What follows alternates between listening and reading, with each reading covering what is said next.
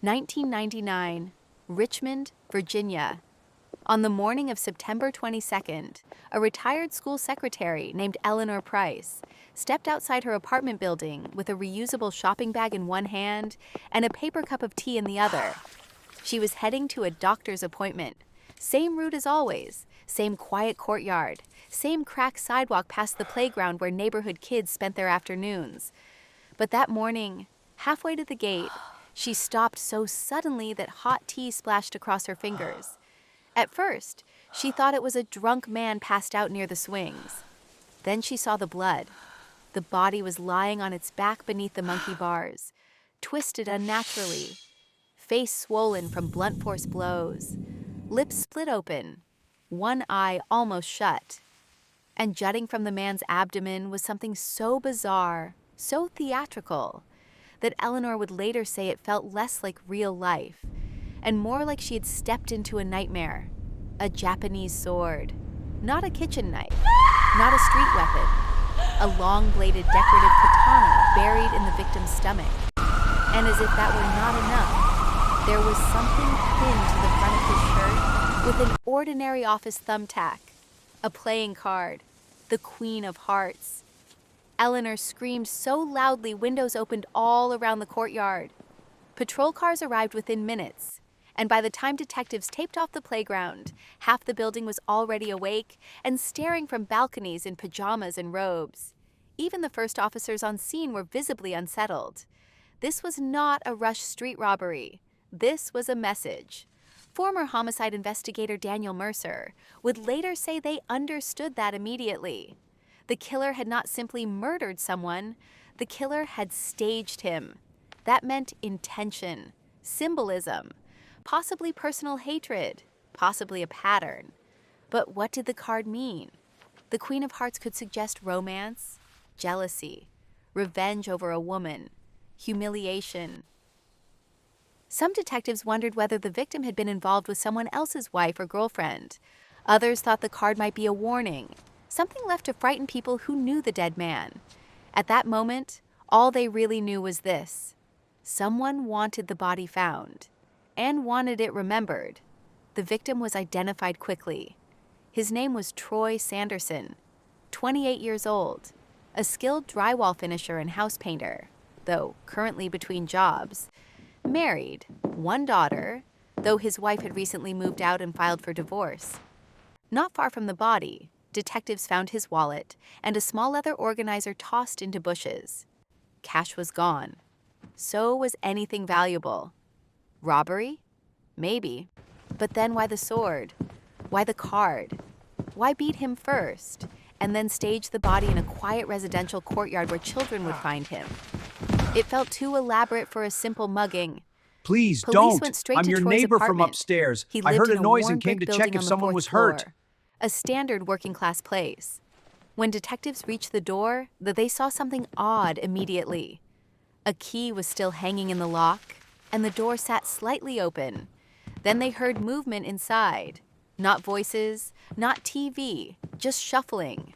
Officers drew their sidearms and entered fast. Inside, they found a man rifling through the apartment. For a few seconds, everyone Television, thought the case VCR, had broken stereo, open all right gone. there. Of course they're gone. But it hadn't. Any sign of forced entry? The intruder They took turned out to be a everything. neighbor from upstairs. He had noticed the open door, called out, heard nothing, and stepped inside thinking maybe someone had been hurt. His story checked out. He was frightened but innocent. Still, his presence inside the apartment revealed another important fact. Someone had already been through the place before police arrived. And whoever it was had turned it upside down. Drawers dumped, closets searched, cushions moved, cabinets opened. The detectives called Troy's estranged wife, Melissa. She arrived angry, not grieving. When officers began listing the electronics missing from the apartment, a television, a VCR, a stereo system, she cut them off and said something none of them expected. Look at this place. He probably sold it all himself. Then she told them why. Troy had a gambling problem, a bad one. According to Melissa, gambling had hollowed him out piece by piece. First paychecks disappeared, then savings, then arguments, then her patience. At one point, she said, He had even pawned his wedding ring after a losing streak. That was when she decided she was done. Now the strange scene in the courtyard started to align with a new possibility. What if Troy owed money? In the late 90s, gambling dens were everywhere. Slot machines in bars, poker rooms tucked behind restaurants, backroom casinos run by men no one wanted to cross. The places looked glamorous from the outside. Free drinks, polished dealers, pretty hostesses. But behind the velvet ropes, the debt collection was brutal. If Troy had borrowed and failed to repay, maybe the card had a meaning inside that world. One detective suggested it immediately. Maybe the Queen of Hearts was not a romantic symbol at all, but a signature used to mark someone who had cheated the wrong people. A warning to every other gambler who thought they could stall, hide, or disappear. It was plausible, so detectives tracked down the casino where Troy had been seen most often. Employees remembered him well. Just days earlier, he had shown up flush with cash, hundreds in U.S. bills, buying champagne, handing chips to dealers, tipping waitresses too generously for a man without steady work. Then, over the course of just a couple of hours, he lost everything. Worse, he borrowed more, a substantial amount. And when he returned the day before his death, he hadn't come to pay. He came to beg for more time. That pushed casino security to the top of the suspect list. The guards fit the era perfectly. Broad shoulders, thick necks, expensive leather jackets. The look of men hired not just to keep order, but to intimidate. Two in particular stood out. Their knuckles were torn up. Fresh skin breaks across the bones. Detectives brought them in. The men denied murder, but the forensic results forced them to admit part of the truth. Yes, they had beaten Troy.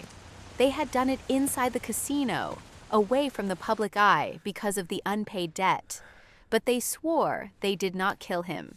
Instead, they claimed they had given him one final deadline, 1 week to return with the money. I found Troy Security at the footage backed playground. them up. He It was showed already Troy, gone. battered and The sword was unsteady, still being in him. thrown outside. Then it showed him climbing into a taxi and leaving alive. That should have cleared things up. Instead, it made the case worse, because now police knew Troy survived the beating, which meant someone else finished what the guards started. The medical examiner added another twist. The fatal sword wound had been delivered by someone left-handed. The killer was likely short, around 5'3", maybe 5'4". The angle and trajectory suggested someone smaller striking upward with force. That ruled out both casino guards, each over 6 feet tall and right-handed. Then crime scene analysts found something else back at Troy's apartment. Shoe impressions from a size 8 men's shoe. And based on the wear pattern, the person who left them favored the left leg and seemed to limp. Now detectives had a left-handed killer of small build and a limping intruder at the apartment. Was it the same person? Or had two separate people entered Troy's life that night? One to kill him, another to rob him afterward. While police worked the neighborhood, one of the detectives noticed a man watching from a distance. The moment their eyes met, he turned and began hurrying away, dragging his left leg. They caught him 2 blocks later. His name We had was to Dennis sell the Skipper old Vaughn. Ford. The cherry red one, it was 41 beautiful. years old. It was time. Homeless, petty thief, limp in the left leg. Shoe size matched the print almost exactly. In custody, Dennis was terrified. He asked for paper and offered a written confession, but not to murder. He confessed to burglarizing Troy's apartment. According to Dennis, he had found Troy already dead near the playground, the sword still in him. He saw the wallet nearby, took the keys and address, then went to the apartment and stole what he could carry. Detectives later recovered the missing electronics from the basement where Dennis slept. That explained the apartment, but Dennis also gave them something more valuable. He said he had seen a person leaving the playground right after the murder. Short, thin, hood up, moved quickly. From a distance, Dennis said, the figure looked almost like a teenage boy. Police couldn't hold Dennis for the homicide. And just as they were processing that frustration, another body dropped. Same city, same card. This time the victim was a taxi driver named Calvin Griggs. He had been beaten to death with a baseball bat, and pinned to his forehead with a thumbtack was another Queen of Hearts. The murder weapon was different. The staging was similar. The message was unmistakable. The two cases were merged immediately. Calvin Griggs had known Troy Sanderson since childhood. They grew up in the same neighborhood, same schools, same friends. Then investigators learned something else. A few days before Calvin died, he had suddenly come into money too. A lot of it. His wife said he had sold a car, a cherry red Ford sedan that had belonged to her family. But when detectives checked local classifieds, they found an active ad still offering that exact same car for sale. How could a sold car still be listed? The answer came from the victim's own trail. Police found the Ford parked near Troy Sanderson's building, not at Calvin's house, not with a legitimate buyer. That led them to a woman named Helen Morris, owner of a dry cleaning shop, who was recovering in intensive care. She was the real buyer. She told detectives she had answered the ad and met two men to purchase the This car. party is insane! They I showed know, her the right? It's vehicle, so convinced her loud. the Good deal thing we was can't hear the real, neighbors. Took her Exactly. money inside the car and then beat and robbed her. From her hospital bed, she identified the attackers, Troy Sanderson and Calvin Griggs. Now the dead men looked very different. They weren't random victims. They were predators. And if they had run that car scam more than once, there might be others. Before detectives could fully track that network, a third body appeared. Vince Parker, 28 years old, auto mechanic, married, no children. He was found in a garage unit not far from his apartment.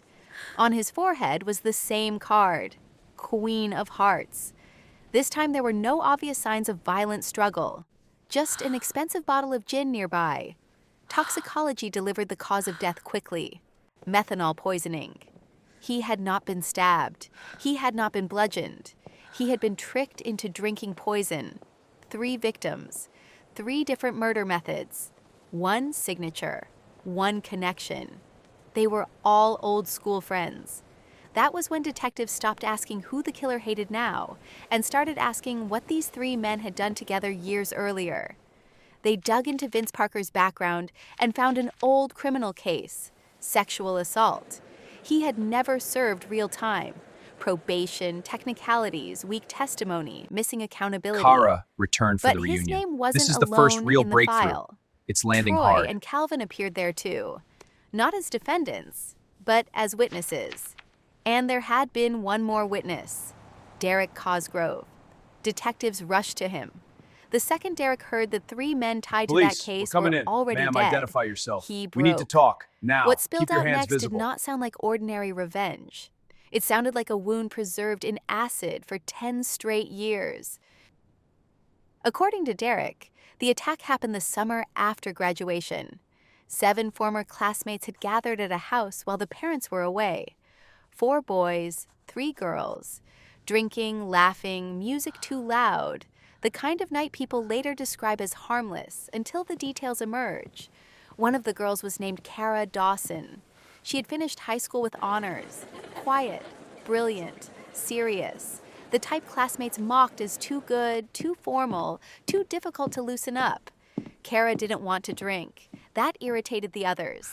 Someone began pouring liquor into her soda as a joke. Later, a card game started. Strip cards. Humiliation disguised as fun. When Kara refused to play along, they forced the issue. According to Derek, the boys helped tear off her clothes. Then the assault began. Kara begged the girls to help her. They turned away. The aftermath destroyed her life. She survived, but not really in the way people mean when they say survive. Doctors later told her family she would likely never be able to have children. There were suicide attempts, hospitalizations, years of psychiatric treatment. Shame that was never hers but attached itself to her anyway. Her parents tried to get justice. They failed. The boys avoided meaningful punishment. The case dissolved into technical mercy and social silence. Eventually, Kara's family moved to Germany to rebuild what they could. And for 10 years, no one in Richmond heard her name again, until the class reunion. Derek told detectives Kara had recently returned for their 10-year reunion. That was the first real breakthrough. He also told them two other crucial things. Kara was left-handed, and she was short, about 5'3". Suddenly, the forensic profile fit. Detectives found her in a modest motel under her real name. When they entered the room and identified themselves, she did not resist. She did not scream. She did not even ask what this was about. She looked at them, at the badges, and seemed to understand that the run was over. Inside the room, they found 3 unopened decks of cards. During questioning, Kara told them everything the old case file had never captured. The doctors, the surgeries, the panic attacks, the way her parents had watched her every night afraid she would hang herself, the way people around town had quietly decided it would be more comfortable to forget what happened to her than to admit what had been done. Then she described the reunion. Everyone smiling, everyone older, everyone successful looking. Spouses, children, careers, normal life. And the men who had ruined hers, untouched by remorse. She approached them one by one. They brushed her off. One told her not to dig up old history. Another laughed. No apology, no shame, no acknowledgement of the pain they had carved into the rest of her life. That, Kara said, was the moment she decided. Not at 16, not in the hospital, not in Germany, at the reunion. Because until then, some part of her had still wanted something smaller than blood. She wanted them to be sorry. She wanted one real apology. She wanted proof that they had become human. Instead, she found the same boys in older bodies. So she made a list. Troy first.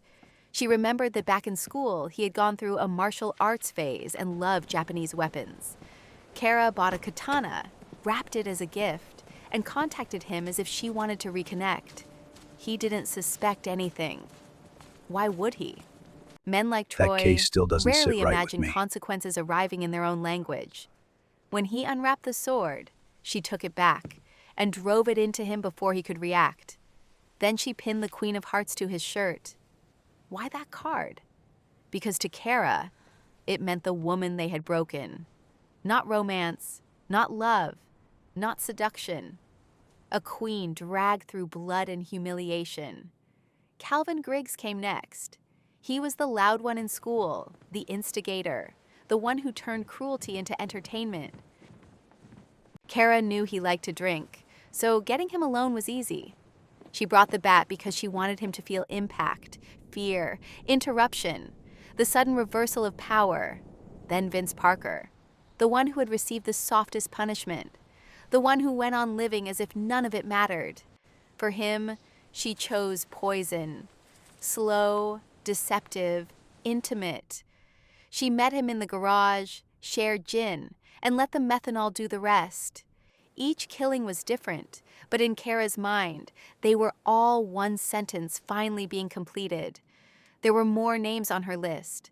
The girls who walked away, the witness who stayed quiet too long, maybe even Derek himself. The 6 card decks the store clerk remembered selling to a woman in dark glasses. That was Kara preparing for a longer campaign. She knew the card would help police connect the cases faster. She wanted that.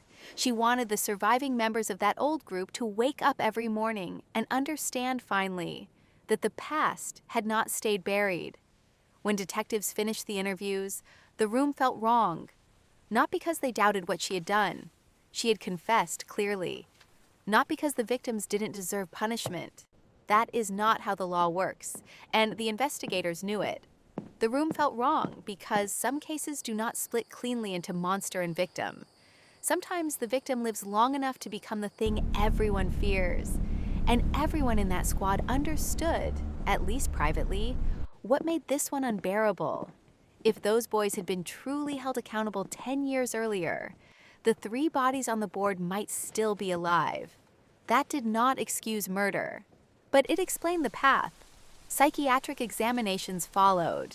Doctors concluded that Kara's trauma, long untreated in any real moral sense, even if treated medically, had evolved into a severe psychiatric collapse shaped by obsession, rage, humiliation, and the frozen time of unresolved violence. She was declared not criminally responsible by reason of insanity and committed to a secure psychiatric institution. She remained there for 5 years. When she was later released, those who knew the case said prison might actually have been simpler, because by then she carried 2 unbearable weights: what had been done to her and what she had done in return. Veteran detectives still mention the case sometimes, usually in a quieter voice than usual.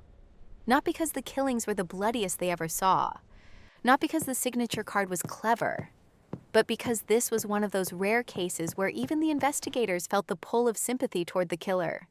And that frightened them. Because once sympathy enters a murder case, certainty gets harder. But the final truth never changed. No one has the right to decide who lives and who dies. Not the boys in that house 10 years earlier. And not the woman who came back for them. If you want more true crime stories like this, subscribe to True Crime 911.